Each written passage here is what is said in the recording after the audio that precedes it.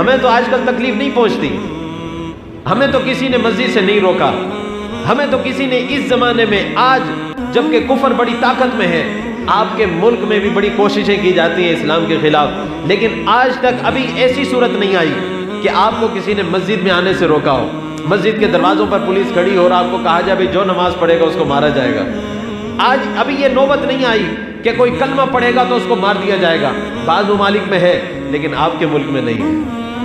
اندازہ کیجئے کہ ابھی ایسی سختیاں نہیں، پھر بھی ہمارے دل کے اندر اسلام کی وہ محبت نہیں، اسلام کے لیے وہ رغبت نہیں، اسلام کے لیے وہ قربانیوں کا جذبہ نہیں کہ جب کلمہ پڑھنے پر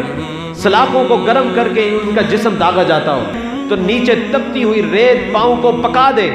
اس ریت کے اوپر لٹا دیا جائے اور گرم پتھر اس کے اوپر رکھ دیا جائے، مطالبہ صرف یہ ہو کہ اس دین کو چھوڑ دو جو تم نے محمد رسول اللہ کا دین قبول کیا ہے، لیکن وہ اس حال میں بھی کہے کہ اللہ واحد ہے، اللہ واحد ہے، اللہ واحد ہے۔ اتنی قربانیاں تھیں، اسی لیے تو اللہ رب العزت نے آسمان سے اپنی رضا کا تاج ان کے سروں پر رکھا ہے۔